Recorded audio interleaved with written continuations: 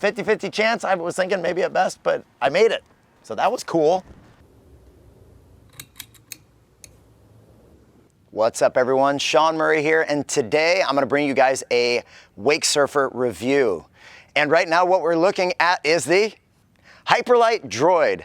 This is a 5'3", a board with a lot of volume, and it's a handmade epoxy construction. Who should be on this board? Number one, I'm gonna go surf it. So I'm 5'6", 150 pounds, but this is probably more ideal for bigger guys. You don't have to be like 6 foot or anything, for bigger guys or for people who have a smaller wake because of the volume. Like how thick are they, how much surface area, and like you essentially wanna look for the buoyancy because that determines how much push it needs to get going. More volume, you need less push. So this is actually a pretty good buy in the handmade like surf style board. So a couple characteristics on this thing. It's got a single concave through the board, but more than anything, it also has this spoon nose shape so that it actually wants to come up out of the water so it doesn't want to bury as easily.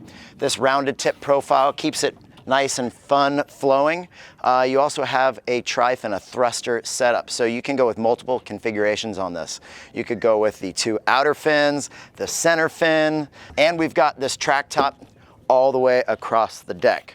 When you're surfing, I see a lot of people with their back foot a little bit too far forward for the board to have as much maneuverability as they want. So I would suggest when you want that board to feel like you're getting more drive or basically control off of the tail, move your foot farther back. It doesn't have to stand up on this, but against it is generally where you're gonna go when you want the board to become a little bit more maneuverable. When you want it to go from rail to rail, then you can move up farther in the board. And I'm gonna try a hang 5 on this thing. Hang 10 on wake surfing, I don't know if that's really doable. I don't know, maybe we try that. But I'm gonna go and take this thing for a ride and let you guys know what I think, because this is gonna be my first set on it. Let's hit the water.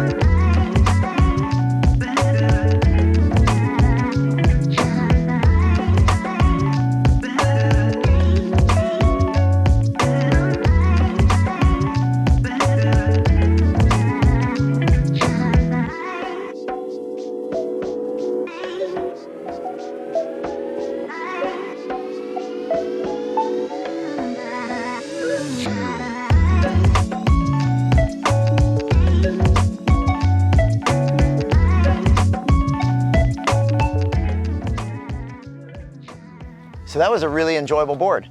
This DROID 5.3, overall, recommendation. It's a great buy, and for the people who are looking for a nice board that is still really playful. In fact, it was way more playful than I anticipated. I thought it was gonna be a bit more cruisy, kind of Cadillac-y feel, but when you want to get a little bit more drive on it, directional change, throwing spray off the top of the wave, you know, that hard turn, bottom turns, was a lot of fun. With this nice soft rail into that harder edge through the tail, allows it to still stay very fast. So you've got a lot of volume, that's your thickness and your surface area combined.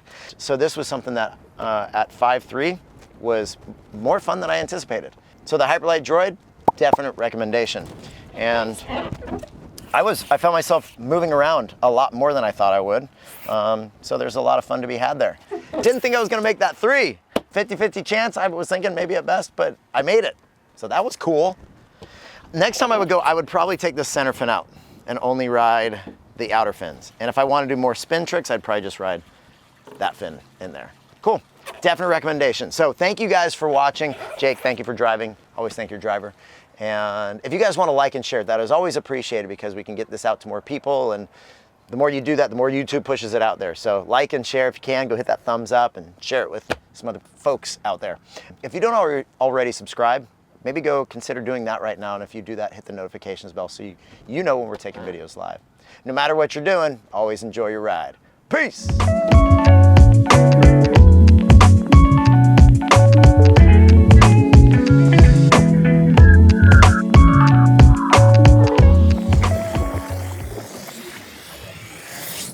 And it's hard to say rotary encoder. Rotary encoder. Yeah, I can say it. Let's surf.